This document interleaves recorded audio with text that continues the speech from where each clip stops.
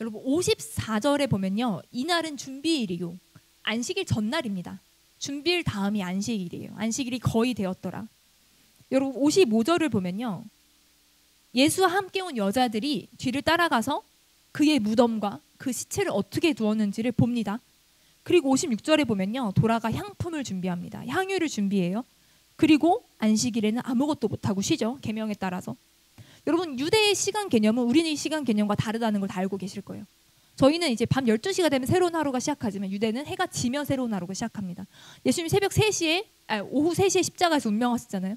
그리고 예수님을 내리고 허락받고 그런 또 과정들을 거치고 예수님의 시체를 정리하기에 시간이 굉장히 부족했을 거예요. 왜냐하면 곧 해가 지기 때문에.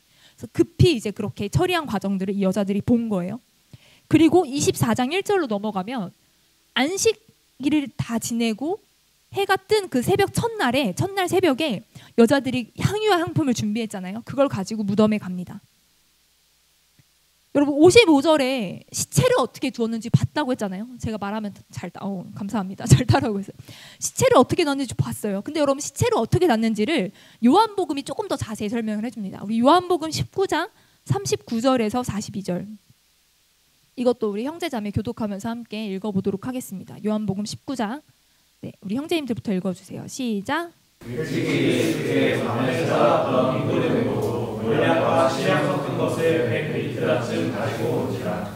이에 예수의 시체를 가져다가 유대인의 장례법대로 그 향품과 함께 세마포로 쌌더라. 예수께서 십자가를 못 박히신 곳에 동산이 있고 동산 안에 사람을 장례한 일이 없는 새 무덤이 있는지라. 이날은 유대인의 준비일이요 또 무덤이 가까운 고로 예수를 거기 두니라. 아멘. 여러분 이스라엘은요 세마포로 시체를 싸는 풍습을 가지고 있었어요. 니고데모가 이 장례를 준비하면서 39절을 볼까요? 몰약과 침향 섞은 것을 100리트라를 가지고 옵니다. 좀 생소한 단위죠. 리터야 뭐야? 리트라가 뭐죠? 리트라는요 327g이에요. 1리트라 327g 한 400g이 안 되는 거죠. 그럼 100리트라는 몇 g이에요? 32,700g이죠. 그러면 킬로로 환산하면 뭐예요? 다 같이 혼란이 와죠. 32.7kg이에요. 100리트라는. 몰약과 침향 섞은 거를 32.7kg을 갖고 왔습니다. 여러분 예수님 몇 킬로셨을까요? 50, 60. 여러분 이 예수님에 대한 구약의 예언이 예수님이 어떤 분으로 오신다고 했죠? 이사야 53장에 보면요. 고운 모양도 없고 풍채도 없은즉 우리가 보기에 흠모할 만한 아름다운 것이 없도다. 예수님은 예언을 이루면서 예언을 이루기 위해 오셨잖아요. 예수님은 흠모할 만한 것이 없으셨어요. 아무것도. 예수님이 영화에 나오는데 와 너무 흠모할 만한 게 많죠. 잘못 만들어진 예수님이에요. 여러분 영화에 나오는 예수님을 생각하면 안 돼요. 말씀 그대로를 이루러 오신 예수님은요 잘생기시지 않았는데 한 군데라도 잘생기시면 안 돼요.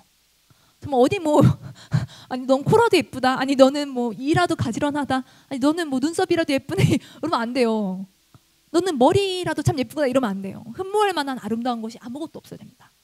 그러니까 사실은 되게 이제 막 건장하고 풍채가 있는 이런 모양이 아니라고 하잖아요. 풍채도 없고 되게 야리야리하시고 뭔가 이제 목술이 일하셨으니까 장근육은 있었겠지만 이제 키도 막 크고 막 멋지지 않았을 거라는 거죠. 키도 좀 작아요. 그래서 많이 잡아서 몸무게 55 정도라면 잡는다고 해봅시다. 32.7kg의 침향은요 예수님의 절반의 몸무게가 넘어요. 대략 그 정도라고 대충 이렇게 그 정도로 생각할 수 있을 정도로 정말 적은 양이 아니에요.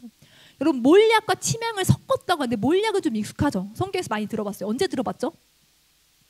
동방 박사가 예수님께 가져온 뭐예요? 황금과 유황과 몰약 세 가지를 가져오잖아요. 좀 많이 들어봤습니다. 침향은 뭐지? 저도 침향을 잘 몰라서 찾아봤는데 여러분 이것이 침향이다라는 책이 있어요. 책 제목이 이것이 침향이다. 침향이 얼마나 위대한 위대한 건지를 막 설명하는 그런 책이에요. 여러분 침향이 뭐냐면 침향목이란 나무가 있는데 거기에 이 상처가 내면은 이 수지를 얻어서 그거를 땅 속에 100에서 1000년 사이, 100년에서 1000년 사이를 묻어두어야 되는데 아무데나 묻어둬도 안 되고 강과 바다가 만나는 갯벌에 묻어두어야만 그게 치명이 얻어진대요. 10년, 20년 된 건 효과가 없대요. 그러니까 이게 인위적으로 뭔가 만든다고 만들 수 있는 게 아닌가. 몇 세대가 지나야 겨우 얻을 수 있는 너무 귀한 거예요. 침향에 열을 가하면요, 세상에서 맡은 적 없는 향기가 난대요. 저도 한 번도 못 맡아봤어요. 궁금하더라고요. 이것이 침향이 다 읽으면서 보면서. 그래서 이 향기의 왕중왕이라고 불리는데, 그래서 민수기에 보면요, 하나님이 이스라엘을 아름답다 하실 때 침향나무 같다고 비유하셨고, 시편과 잠언에서 왕의 옷에서 나는 향기, 또 신부의 몸에서 나는 향기를 침향나무에 비유합니다. 그 향에. 그래서 침향이 안 썩어요. 방부, 향균, 방충작용이 굉장히 강하다고 합니다. 몸에도 되게 좋대요. 너무 고귀해서 너무 귀한 거라서 왕들에게 선물한 것이었다고 합니다. 일반인은 접할 기회가 없다고 보면 된대요. 하늘의 향기라는 별명을 가지고 있다고. 제가 침향을 파는 자리가 아닌데 막 침향을 자랑하는. 근데 여러분들, 이 침향과 몰약 섞은 거를 100리트라 32.7kg을 가져온 니고데모, 엄청 부자라고 사람들이 얘기합니다.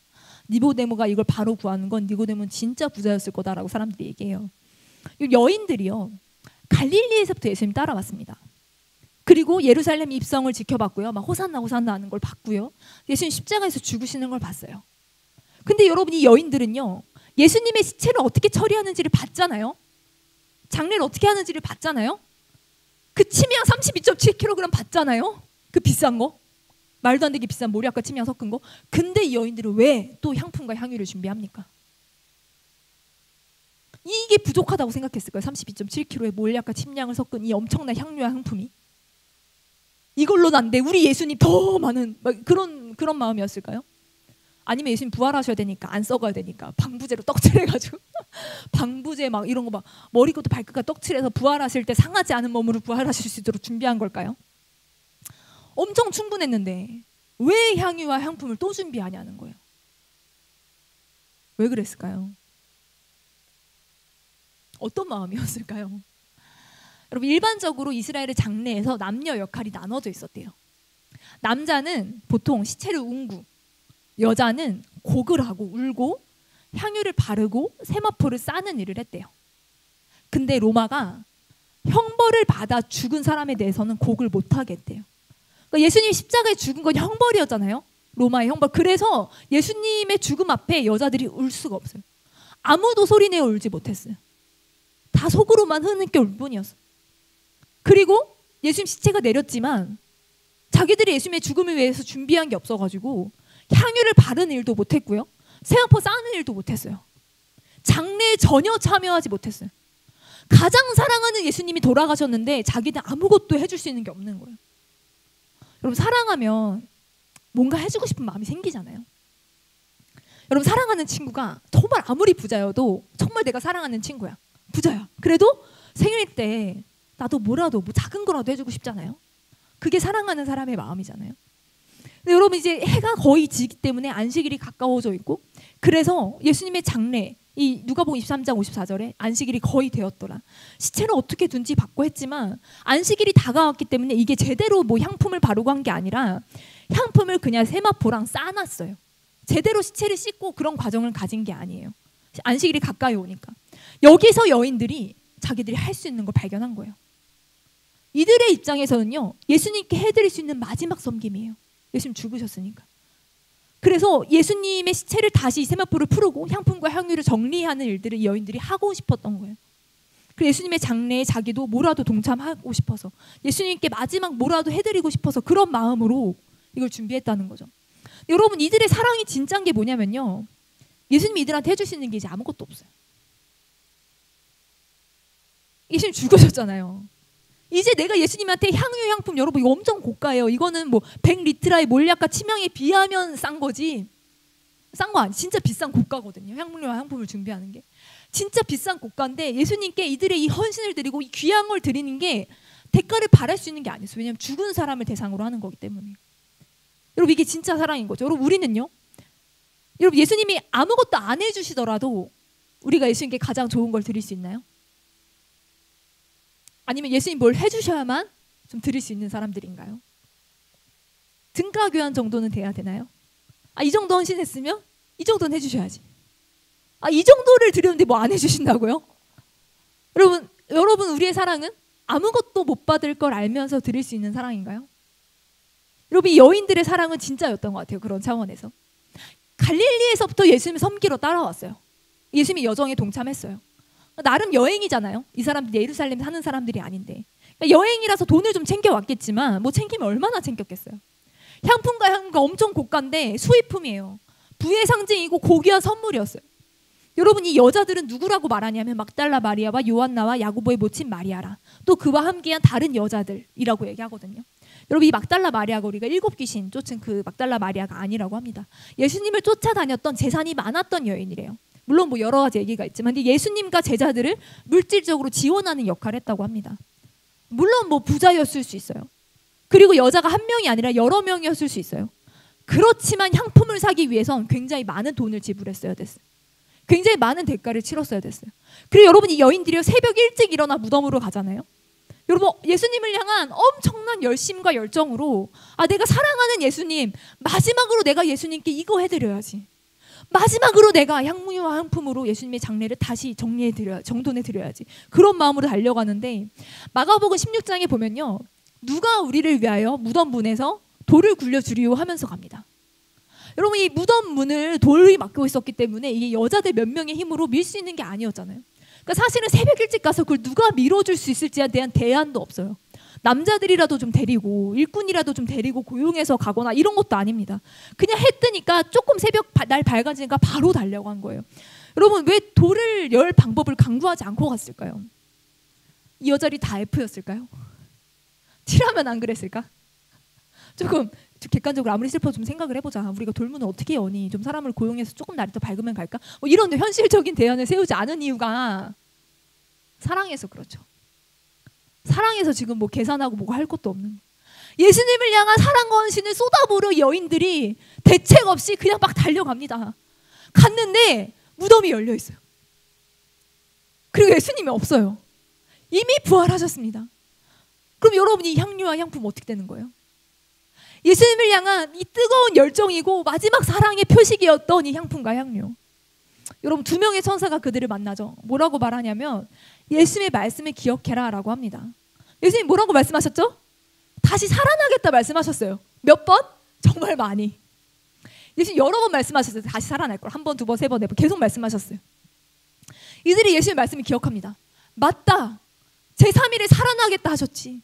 맞다, 부활하겠다 하셨지. 그리고 이들이요, 무덤에서 돌아가서 이 모든 것이 뭐예요?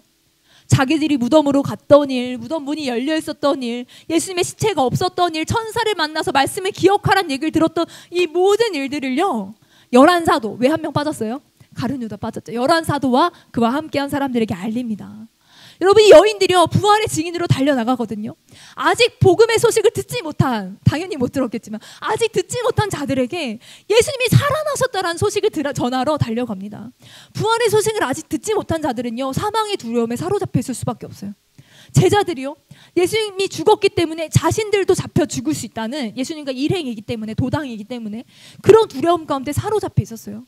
사망의 그늘에 앉아 두려움의 가운데 묶여있는 자들에게 부활의 생명과 기쁨을 선포하는 자리로 주님이 보내셨다는 거예요, 여인들을. 근데 여러분, 이 여인들이 가서 무덤 문이 열려 있었어요. 예수님 살아나셨어요.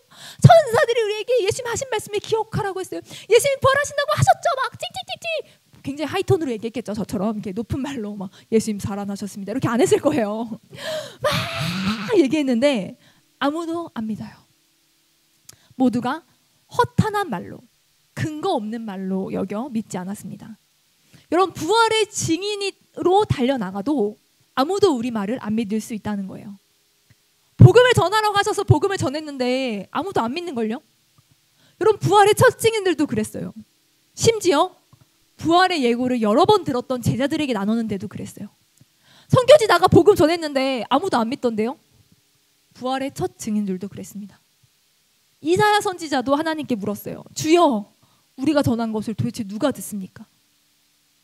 여러분, 1863년에요. 토마스 선교사님이 우리나라 한국에 왔을 때 그때 영국의 지하철 다녔어요. 영국의 지하철 다니는데 그분이 한국 오셔서 하나님, 이 미개한 조선 민족이 정말로 변화될 수 있겠습니까? 라고 기도하셨어요. 여러분, 복음을 전했지만 아무도 안 들을 수 있어요. 안 믿을 수 있어요. 근데 여러분 제가 아까 물어봤을 때 이 향품 어떻게 됐을까? 여러분 후에 베드로가 예수님 무덤에 찾아오잖아요. 세마포만 놓여 있습니다. 향품 그 정신없는 와중에도 챙겨간 것 같아요. 워낙 고가다 보니까. 여러분 이 여인들이요 이제 어떻게 되냐면 초대교회를 섬기는 여인들이 됩니다. 막달라 마리아, 요한나, 헤롯의 청지기 구사의 아내 야고보의 어머니 마리아, 그들과 함께한 다른 여인들, 이들은 다 자기 소유로 예수님의 사역을 섬겼던 자들이에요. 그리고 예수님의 부활의 첫 증인이 되고 이후로 초대교회에 엄청나게 섬기는 자들이 됐겠죠. 여러분 아마 이들은요 이 초대교회를 섬기는데 그들이 초대교회에 모두가 자기 재산들을 나누고 공용하고 교회를 섬겼기 때문에 이들의 이 향유와 향품은 되팔려서 또 교회를 섬기는 과정 가운데 사용되었을 거예요. 여러분 하나님은요 우리의 헌신을 굉장히 기뻐하십니다. 아멘. 여러분 하나님을 사랑함으로 어떠한 작은 것이라도 드리고 싶은 마음을요 너무 귀하게 보십니다. 그것이 재정이 있는 자는 재정으로, 혹은 힘이 있는 자는 힘으로, 혹은 시간이 있는 자는 시간으로. 여러분 이 자리에 나온 귀한 마음도 주님이 헌신으로 귀하게 받으셨습니다. 근데 주님이 받으시는데요, 여러분의 사랑과 헌신을 받으시는데요, 하나님은 한번 말씀으로 우리의 헌신을 조금 조율하십니다. 말씀을 기억하게 하심으로 말씀으로 우리의 헌신의 방향을 조금 수정하십니다. 여러분 우리가 기름을 발라야 하는 분은 하나님이 아니세요. 예수님은요 아무것도 못하는 분으로 누워 계시지 않아요. 시체처럼 누워 계신 분이 아닙니다. 그분은요 능력의 능력으로 모든 사망 권세를 깨뜨리시고 모든 저주와 사망을 이기시고 부활하셨습니다. 아멘. 이미 영광 위에 영광으로 계십니다. 여러분 주님은요 우리가 아름다움을 막 이렇게 덧칠해드려야 되는 그런 분이 아닙니다. 우리가 이해하고 있는 아름다움이란 개념을 넘어서 그분은 아름다우세요. 표현할 수 없는 아름다움으로 하나님 아름다우시고 영광스러우십니다. 여러분 하나님을 사랑하고 그래서 하나님을 섬긴다는 건요 24시간 막 하나님의 임재에만 갇혀서 막 예배하고 이런 모양이 아니라는 거예요. 여러분 초대교회가 핍박받는 기독교였잖아요. 핍박받는 교회들이었잖아요. 기독교가 공인되면서 기독교가 부유해졌어요. 화려해졌어요. 본질을 많이 잃어버린 모양들이 생겼어요. 그러니까 사막으로 수도 생활을 떠난 사람들이 굉장히 많았습니다. 고독을 찾아 사막에서 이렇게 수도원 생활들을 하는 사람들이 있었어요. 교회는 타락했다 이러면서. 근데 여러분 그렇게 사막에서 은거하며 그렇게 수도 생활하는 사람들 중에 이런 의문을 갖습니다. 아니 기독교의 중심이 사랑인데 이렇게 홀로 신앙생활하면 내 영성은 깊어지지만 어떻게 이웃사랑을 실천하냐. 그래서 그런 의문을 가진 사람들이 이제 모여서 함께 공동체로 그런 어떤 수도원 운동을 하기 시작했어요. 그래서 이게 모양이 변형되거든요. 여러분 우리의 신앙생활은요 하나님을 더 사랑하는 것을 넘어서야 됩니다. 첫째 계명이 하나님 사랑이고 두 번째 계명이 이웃 사랑이잖아요. 여러분 하나님에게 우리가 막 아름다우세요 하루 종일 24시간 360일 하나님 아름다우세요 영광 받으세요. 여러분 이걸 넘어서서 정말 우리의 기름이 필요한 사람들이 있습니다. 저 죽음과 사망의 그늘에 앉은 자들에게 누가 생명의 복음을 전하냐는 거예요. 누가 부활의 소식을 증거하냐는 거예요. 여러분 이미 승리하신 그 소식, 이미 사망 권세를 이기셔서 우리에게 영원한 생명을 주신 그 소식을 듣지 못해서 좌절과 절망 가운데 있는 자들 가운데 우리가 나아가야 합니다. 하나님으로부터 사랑을 받았으면 그 사랑으로 우리는 이웃을 사랑해야 합니다. 이게 사랑의 방향이에요. 헌신의 방향입니다. 네가 나를 사랑하느냐, 네가 나를 사랑하느냐, 네가 나를 사랑하냐. 예수님 3번 베드로에게 물으셨어요. 내 양을 먹이라, 내 양을 치라, 내 양을 먹이라 말씀하셨습니다. 여러분 18세기 영국에 부흥운동이 엄청 크게 일어났어요. 엄청 큰 부흥운동 가운데 사람들이 마음이 뜨거워지고 주님을 많이 찾고 교회가 막 부흥했지만 아무도 선교에 관심이 없었어요. 그때 윌리엄 캐리가 책을 썼어요. 무슨 책이었냐면 이교도 선교 방법론이라는 책이었어요. 이 책에서 뭐라고 말하냐면요, 조금 생각이 있는 신자라면, 조금 생각이 깊은 신자라면 현재 대부분의 사람들이 아직도 흑암 속에 살아가고 있다는 사실을 통탄스럽게 여겨야 합니다. 왜냐하면 이들은 하나님을 알 수 있는 다른 수단을 갖고 있지 못하고 구원의 복음을 들을 수 있는 어떠한 방법도 갖지 못한 채 예수 그리스도를 아는 지식에서 소외되었기 때문입니다.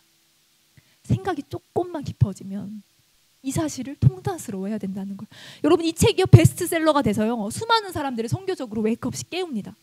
이 책에는요 이방에게 복음을 증거할 때 장애 요인을 5가지를 꽂아요. 선교가 어려운 이유 5가지. 첫 번째는요 원거리의 문제. 여러분 당신은 배 타고 6개월 이상 갔어야 됐습니다. 가면서 파선의 문제, 진짜로 죽는 일들도 많았어요. 옛날에 선교사님들은요 그 짐을 어디다 넣었냐면요 이 관을 짜서 관에 자기의 짐을 넣었어요. 자기 왜냐면은 가서 살아온다는 보장이 없었기 때문에. 그래서 윌리엄 캐리가 말한 선교 어려움 첫 번째는 원거리 문제, 두 번째는 그들의 잔인하고 야만적인 생활 방식의 문제, 세 번째는 살해당할 수 있는 위협, 네 번째는 생필품 조달의 어려움, 다섯 번째 난해한 이방 언어 습득. 여러분이 5가지 문제가 우리에게 지금 뭐가 남아 있습니까? 제일 먼 선교지도 24시간 내에 갑니다. 잔인하고 야만적이지 않아요. 아무데도 모두가 문명이 발달되어 있습니다. 살해당할 수 있는 위협은 아예 없어요. 생필품 조달의 어려움, 여러분 뭐 스타벅스 다 있습니다. 뭐 좋은 식당들 다 있어요. 여러분 난해한 이방 언어 습득, 핸드폰이 이제는 다 파파고가 통역까지 다 해줍니다. 전화하면 이제 새로운 핸드폰 광고 보셨죠? 이렇게 전화로 통역 다 해주는. 여러분 어떠한 어려움도 사실 우리 가운데 남아있지 않습니다. 단지 우리의 마음의 문제입니다. 여러분 그 주님을 사랑함으로 그들이 들고 달려갔던, 예수님을 위해 무언가 하려고 했던 그 귀한 마음, 깨끗하게 아무것도 돌려받지 못하더라도 주님께 무언가를 드리고자 했던 그들의 그 사랑을요, 주님은 말씀을 기억하게 함으로 그들의 현신의 방향을 바꾸셔서 가라, 부활의 증인되어서. 그럼 여러분 그 부활의 그 놀라운, 정말 2000년이 지난 지금까지 가장 위대하고 놀라운 소식, 부활. 예수 다시 사셨네. 사망 권세 이기시고 다시 사셨네. 그 놀라운 부활의 첫 증인들이 여인들이잖아요. 여러분 이 여인들의 헌신과 이 여인들의 사랑의 방향을 바꾸셔서 부활의 증인되고 부활을 선포하고 부활을 말하는 자로 주님이 이 여인들을 세우셨습니다. 여러분 우리가 부활주의를 지냈습니다. 고난주간 우리가 열심히 십자가 묵상하고 새벽 기도하고 열심히 성금요일 막 철야하고 그렇게 주님의 고난을 묵상하며 부활주의를 계란 먹고 끝낼 수 없어요. 부활주의는 계란 먹고 끝내는 주일이 아닙니다. 여러분 우리가 이 부활의 소식을, 아직 부활의 소식을 듣지 못한 자들, 아직 예수 그리스도 이름을 알지 못한 자들 가운데 가지고 나아가야 합니다. 우리는 복음을 증거하고 선포해야 됩니다. 여러분 우리의 마음의 문제라면, 단지 우리의 마음의 문제라면 이거 주님께 올려드릴 수 있어요. 주 우리의 마음을 바꾸실 수 있습니다. 오직 성령이 너에게 임하시면 너희가 권능을 받고 예루살렘 곧 유대와 사마리아 땅끝까지 내 증인되리라 말씀하신 그 말씀을 기억하기 원합니다. 우리가 주님을 사랑한다면 주님을 사랑함으로 주님께 뭐라도 해드리고 싶은 그 귀한 마음을 주님이 너무 귀하게 보시고 우리의 방향을 바꾸신다는 거예요. 가라, 복음을 전해라. 사망 가운데 두려워 떠는 자들이 있다. 어둠 가운데 있는 자들이 있다. 나가라. 여러분 우리가 뭐 지금 당장 짐싸 나가는 건 아니지만 우리의 기도의 방향이 전환되기 원합니다. 우리의 기도가 수정되기 원합니다. 우리의 기도가, 하나님을 사랑하는 그 기도가, 하나님을 높여드리기 기도가 이제는 열방을 향해서, 모든 민족을 향해서, 아직 고통 가운데 있는 러시아, 이스라엘, 팔레스타인, 우크라이나, 아직도 전쟁과 지진과 여러 어려움 가운데 고통하는 자들을 향해 우리의 기도가 올라가기 원하고, 우리가 우리의 시간의 사용들이 어떤 나의 만족을 위한 개인적인 여행과 나의 만족을 위한 개인적인 추구를 넘어서서 복음을 증거하는 여정으로 우리의 삶이 이어질 수 있기를 원합니다. 이 시간 좀 함께 기도하겠습니다.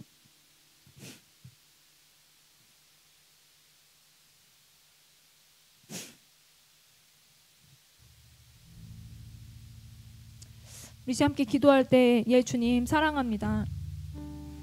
우리를 위해 죽으시고 다시 사신 예수님 사랑합니다. 우리가 주님을 사랑함으로, 주님을 더 뜨겁게 사랑함으로 우리가 부활의 증인되기 원합니다. 하나님 부활의 소식이 나의 삶 안에 갇혀있지 않기 원합니다. 나의 입술이 열리게 하십시오. 나의 입술이 열려서 복음을 선포하는 자가 되게 하십시오. 하나님 내 안에 복음을 묶어두지 않는 자가 되기 원합니다. 하나님 이 여인들이 복음을 증거하였을 때, 부활의 소식을 증거하였을 때 아무도 듣지 않고 아무도 믿지 않았습니다. 하나님 우리가 사람들의 반응을 두려워하고 사람들이 나에게 뭐라 할까 주춤하는 마음으로 우리가 부활의 증인되기를 망설이지 않기 원합니다. 하나님 우리가 그럼에도 불구하고 부활의 증인되어 살기 원합니다. 하나님 주님을 사랑하는 마음으로 날마다 열방을 사랑하기 원합니다. 주님을 사랑하는 마음으로 날마다 모든 민족을 위해 기도하기 원합니다. 우리 시간 함께 기도함으로 주 앞에 나아가기 원합니다. 함께 기도하겠습니다. 예 주님, 주님을 사랑함으로 주님께 뭐라도 해드리고 싶었던 이 여인들의 마음을 봅니다. 하나님 아무것도 돌려받지 못한다 할지라도 주님께 가장 귀한 것을 드리고 싶어 했습니다. 하나님 나의 마음은 어떠합니까? 하나님 주님께 받고 싶은 마음, 주님 나의 삶 가운데 풍성한 것으로 채워달라는 기도만 나의 삶 가운데 있지는 않습니까? 하나님 나의 기도를 돌아보며 주님을 향한 나의 사랑을 돌아봅니다. 하나님 받지 못하는 순간에라도 주님께 드릴 수 있는 자들이 되기 원하며, 천전한 사랑으로 주님께 나아가는 자들이 되기 원합니다. 예수님을 사랑함으로, 하나님 주님을 사랑함으로 우리가 모든 민족과 열방을 사랑하기 원합니다. 주님을 사랑하는 마음을 가지고 우리가 열방과 달려가는 자 되기 원합니다. 예수님 모든 민족을 사랑하시는 하나님께서 하나님 아직도 복음의 소식을 듣지 못하여, 아직도 예수 그리스도를 알지 못하여 두려움 가운데 있는 자들을 향해 예수님 한국교회를 깨우시며 보내기 원하시는 줄 믿습니다. 예수님 우리가 여기 있습니다. 하나님 이사야가 내가 전한 것을 누가 들었나이까 기도했지만 하나님 모든 민족 가운데 모든 세상 가운데 그 소리가 알려졌다 하셨습니다. 예수님 우리가 여기 있사오니 우리가 열방을 향해 기도하겠습니다. 우리가 모든 민족들을 향해 기도하겠습니다. 우리 열방을 향해 나아가겠습니다. 하나님 제가 정말 주님이 사랑하신 모든 민족을 사랑하고 주님이 사랑하신 저 열방들을 함께 사랑하는 자리 가운데 서게 하십시오. 주님을 깨끗하게 사랑하며 주님을 위해 나의 삶을 헌신하는 것이 하나님 당연히 어떤 그냥 주님이 허락하신 영광 안에 임재 안에 은혜 안에 갇혀있는 것이 아니라 하나님 그것을 넘어서서 내 사랑을 흘려보내며 주님의 생명의 통로가 되는 것임을 기억합니다. 하나님 우리의 현신의 방향을 수정하여 주시며 주님을 향한 열정과 열심을 수정하여 주십시오. 예수님 감사합니다. 우리